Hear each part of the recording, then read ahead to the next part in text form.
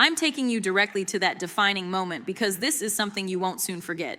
We were in the studio, lights illuminating the space, producers preparing materials, guests attempting to appear calm, and Pam Bondi was seated across from me, appearing as though she had rehearsed her responses extensively. Perfect appearance, confident smile, complete composure throughout the performance. Then I posed a single question, just one inquiry.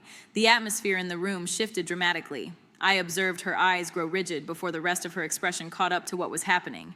It was as if I touched the one sensitive point she hoped no one would address. She blinked firmly, her jaw tightened slightly, and the producer near the camera whispered quietly, "Oh my God," under her breath. Bondi believed she was entering another relaxed interview, another opportunity to redirect, avoid, and dance around reality as she consistently does. But truth has a way of demanding attention. That day it surfaced when she stumbled, when her voice caught briefly. "Seniors, I felt that shift in energy, the way you sense a storm before the sky even darkens. You understand exactly what I mean. You've witnessed smooth talkers lose their rhythm before. You've seen polished performers forget their lines the moment reality makes contact. Before we explore further, let me ask you something. Where are you watching from tonight? The United States, Canada, the United Kingdom, or elsewhere? Share it in the comments because this conversation transcends national boundaries. When influential people falter, the impact travels everywhere. Returning to that moment when Bondi froze, it wasn't confusion. It wasn't nervousness. It was recognition. She realized she had two choices: maintain her prepared response or acknowledge being caught between the narrative she presents to the public and the one she hopes remains undiscovered. Let me tell you, in that brief pause, in that single breath where she attempted to compose herself, I understood everything I needed to know. Not because she delivered something dramatic, but because she almost expressed something she didn't intend to reveal. That was the crack, the beginning, the moment her entire narrative began to collapse before us. Once that crack appeared, there was no returning truth to its previous state. Before we delve deeper into what Pam Bondi inadvertently revealed, you need to understand who she truly is. Not the polished version she presents to television cameras, but the individual shaped by years of political negotiations, legal strategies, and strategic relationships that consistently benefited the same circle of people. Let me explain this clearly. Bondi didn't simply appear unexpectedly. She built her career as Florida's Attorney General, a position that carries immense power. You understand better than anyone how power reveals character. Some people use it to protect the vulnerable. Others use it to protect the powerful. When it came to Bondi, there was always this persistent question circulating in political circles. Who was she genuinely fighting for? She maintained a public image of toughness, integrity, confidence, decisiveness, the kind of figure who wanted you to believe she was the responsible adult in the room. However, behind the scenes, that image didn't always align with her decisions. You've likely heard fragments over the years, the controversies, the donations, the timing of her choices. Things that appeared legal on paper but didn't feel appropriate either. I recall early in my legal career observing someone who projected that same type of confidence. Perfectly pressed clothing, perfect posture, perfect talking points.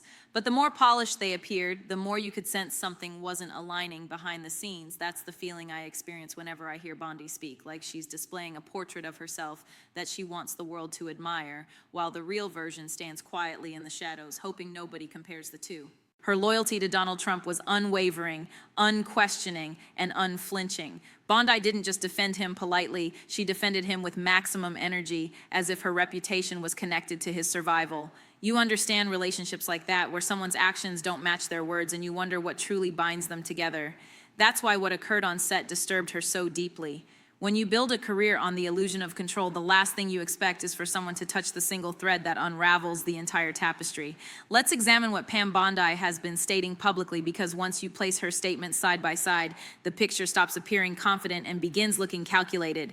You understand all about people who speak in circles. You've lived long enough to recognize when someone is polishing a story rather than telling the truth. Bondi has consistently presented herself as the steady defender, the one with clear answers, the one who insists she's focused solely on facts. But when you actually listen closely, the facts she selects and the ones she avoids tell two different stories. She speaks boldly when in familiar territory, but when certain topics arise, her voice becomes tight, her smile grows thin, and her language shifts from certainty to generalities. I've observed this for years. She repeats the same rehearsed phrases as if reading cues only she can see. That's been debunked. No evidence of misconduct. So this is all political. Here's the issue. When someone relies on the same lines repeatedly, it usually indicates the truth isn't on their side. The script is. I'll share something real from my own experience. I once had a colleague in the courtroom who did exactly this. Whenever we approached a detail she didn't want exposed, she'd smile widely and say, "Oh, that's been clarified already." But she never explained by whom, when, or how. She relied on performance, not substance. The pattern became so predictable that even the judge started to notice. During one particularly intense exchange, the judge actually interrupted and said, "Counselor, you've said that's been clarified 3 times in the last 10 minutes. Perhaps you could clarify what exactly has been clarified." The silence that followed was deafening. Every time I hear Bondi give interviews, I'm transported back to those moments, that same uneasy feeling that the confidence is manufactured. What really concerns me is how her statements don't align with the timeline. She'll claim she never spoke about something, then footage appears. She'll say she wasn't involved in a decision, then public records show her name attached. She'll insist she barely knew certain details, but later speak about them with suspicious depth. You understand this pattern. You've watched family members attempt it at reunions for decades. What never added up was never the policy itself. It was the consistency, the timing, the subtle inconsistencies in her delivery whenever someone pushed even slightly past the talking points, the gaps between what she claimed to know and what the records actually showed, the way she could discuss some topics with great detail while claiming ignorance about others that seemed closely related. I've seen this pattern in corporate boardrooms too. Executives who could speak endlessly about company performance, but would suddenly become vague when questioned about specific decisions or timelines. They'd rely on buzzwords and general statements, avoiding anything that might require them to be precise about facts that didn't support their narrative. To truly understand why Pam Bondi reacted the way she did and why that one question compromised her composure, you need to understand the part of her story that isn't in her speeches, interviews, or polished public appearances. I'm discussing the background that exists beneath the headlines, the political negotiations, the pressure, the relationships that weren't just relationships, and the power circles that didn't exactly welcome her. They recruited her. Bondi didn't rise in isolation. She advanced within a system designed to reward loyalty over honesty.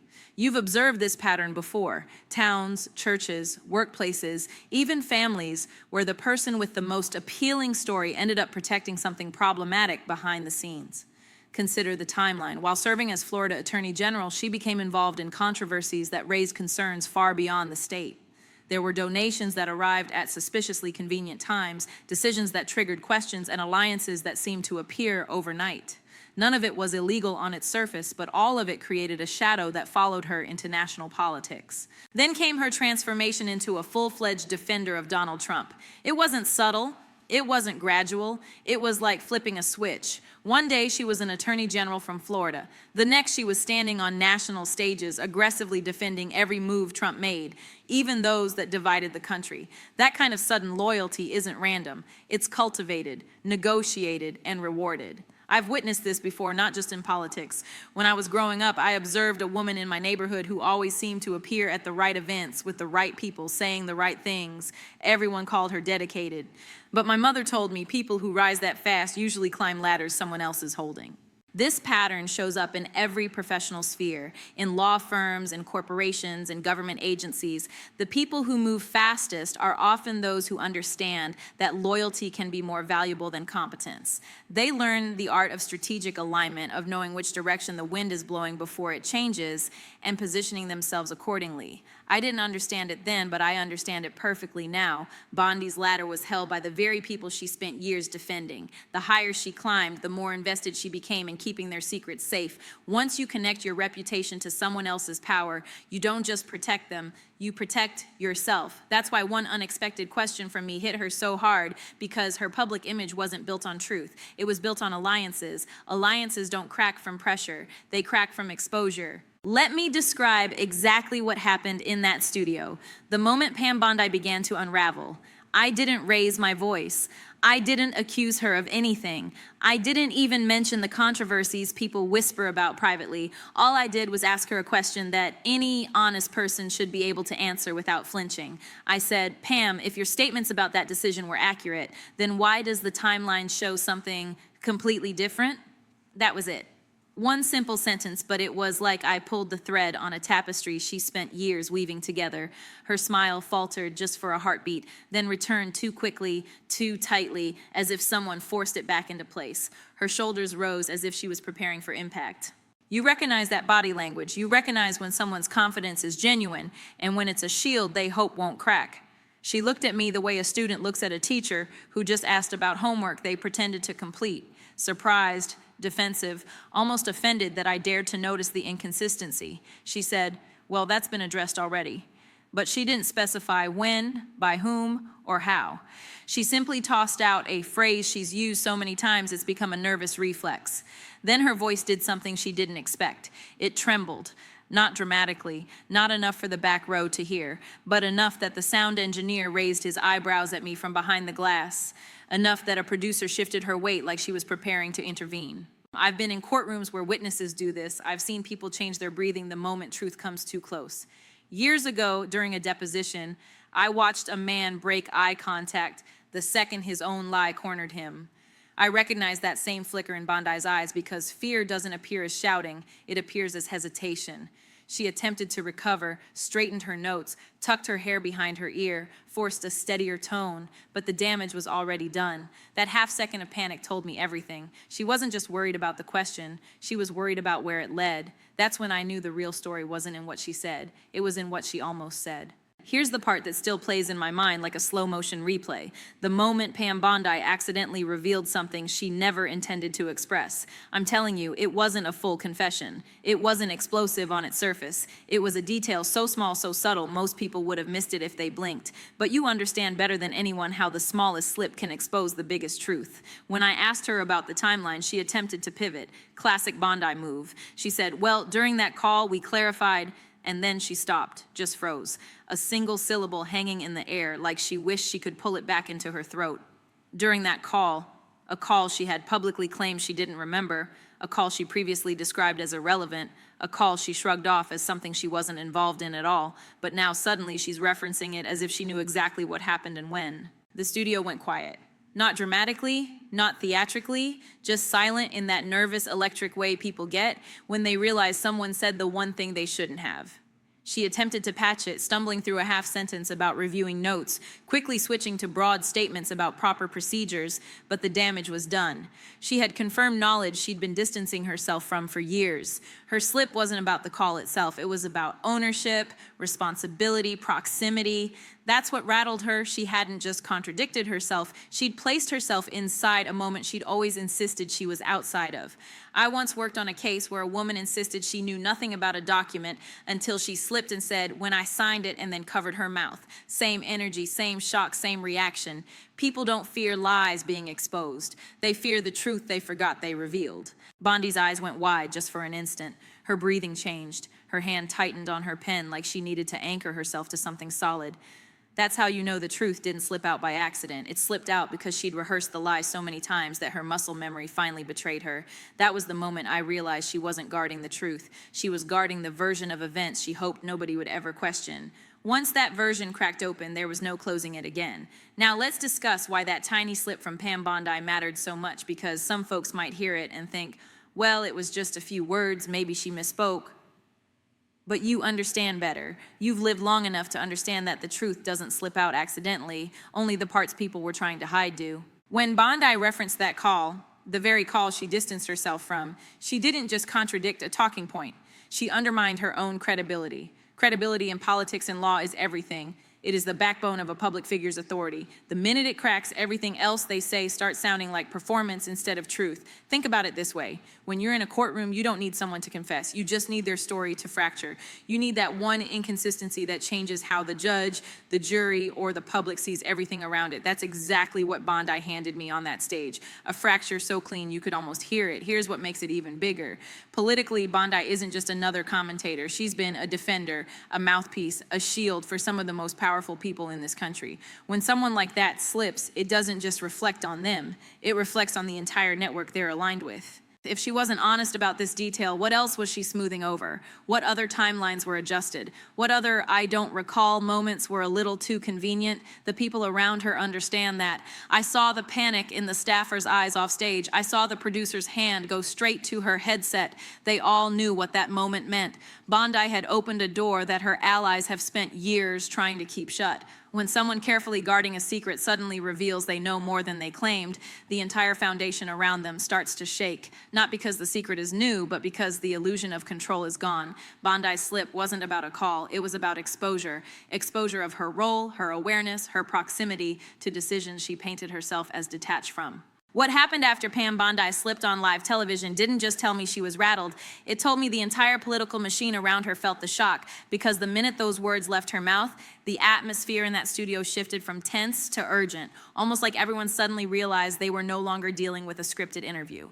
They were dealing with a real revelation. Her staff reacted first. You know that look people get when they try to hide panic behind polite smiles. That's exactly what appeared across their faces. One aide froze with her clipboard midair. Another stepped forward like he wanted to physically interrupt the conversation. A third kept mouthing something to a producer through the glass. It looked like a silent alarm had gone off, the kind only insiders understand. It wasn't just the staff, even the camera operators tightened up. One of them actually zoomed out a little, like he wasn't sure whether to prepare for a commercial break or brace for a bigger moment. I've been in courtrooms where the energy shifts like that the exact second when everyone realizes the witness didn't just answer a question, they altered the entire direction of the testimony. The most revealing reaction came from the people, not even in the room. During the next break, my phone buzzed 3 times. 3 different political reporters, 3 variations of the same message. Did she really say that? Is that on tape? Did the network catch it clean? That's how you know this wasn't a minor misstep, because Washington doesn't react to exaggerations. It reacts to contradictions, the kind that poke holes in someone's carefully curated credibility. Bondi, meanwhile, attempted to regain her composure. She straightened her jacket, smoothed her hair, forced a smile that didn't reach her eyes, but her hands betrayed her, trembling just enough that she tucked them under the desk. People don't shake from embarrassment, they shake from exposure. As soon as the segment ended, she didn't linger to make small talk, didn't greet the next guest, didn't even wait for her staff. She walked straight down the hallway with the tight stride of someone who desperately needed distance. Not from me, but from what she'd accidentally revealed. The panic wasn't about the question I asked. The panic was about the truth she'd finally let slip.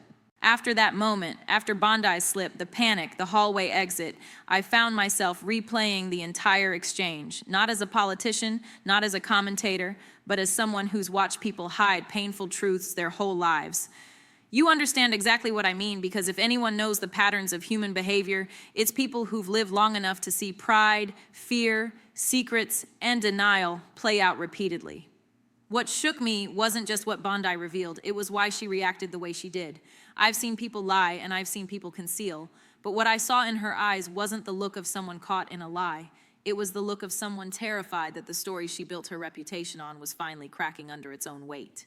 It reminded me of something I experienced years ago, long before cameras, before politics, before public life. A mentor of mine, someone I deeply admired, made a decision that went against everything she taught us. When the truth came out, she didn't defend herself. She didn't deny it. She panicked. She froze. For the first time, I saw her as a human being carrying far more guilt than she ever let us see. That moment stayed with me because it taught me this. People don't fear being questioned. They fear being uncovered. That's exactly what I saw in Bondi. Her reaction wasn't about the political implications. It wasn't about the optics. It wasn't about me asking a tough question. It was about the emotional cost of maintaining a narrative that no longer fits the facts, a cost that eventually rises so high that even the strongest performers start slipping through the cracks. Here's where I turn this back to you, because your perspective matters. Have you ever witnessed that moment when someone you trusted revealed something unintentional, something raw, something that told the real story more clearly than their polished explanations ever could? Have you ever watched a family member or friend suddenly shift from confidence to panic because the truth finally crept too close? That's what happened on that stage. And that's how I knew that Bondi's slip wasn't just a mistake. It was a window, one she tried desperately to close, into the truth she never wanted the country to see. And now that we've walked through everything, the slip, the panic, the reactions, the truth underneath it all, I want to speak to you from the heart. What happened with Pam Bondi on that stage wasn't just a political moment, it was a human one. It was a moment where a polished public figure finally showed the weight of the truth she's been carrying, the pressure she's been under, and the cracks forming behind that confident smile. I've learned something over the years, the same thing many of you already know. The truth doesn't explode like fireworks, it leaks. It shows up in the pauses, the stumbles, the tremors in a person's voice. It shows up when someone who's usually perfect suddenly can't keep their composure steady. You have spent decades learning how to read people. You can see things the younger folks miss. You know when someone is trying to protect themselves more than they're trying to inform the public. That's what this whole moment came down to. Bondi wasn't afraid of my question. She was afraid of what her answer would reveal about the alliances she's protected, the timelines she smoothed over, and the truth she's edited for years. Her reaction wasn't political strategy, it was fear. And fear always tells the truth before words do. I want to hear from you. Really, what did you see in that moment? Did you hear the tremble? Did you notice the shift? Have you lived through situations where someone's panic said more than their explanations ever could? Tell me in the comments. Your experience matters here, and your perspective is exactly why older viewers are the backbone of this channel. If you haven't already, like this video. Share it with someone who pays attention to the details the way you do, and subscribe so you don't miss the moments when the truth slips through the cracks again, because trust me, it will. Listen before you go. The video waiting for you on the left side of your screen right now goes even deeper. It connects the dots in a way today's story only began to reveal. Go ahead and click that video on the left. Don't let it just sit there staring at you. I'll meet you over there and we'll keep unraveling this together.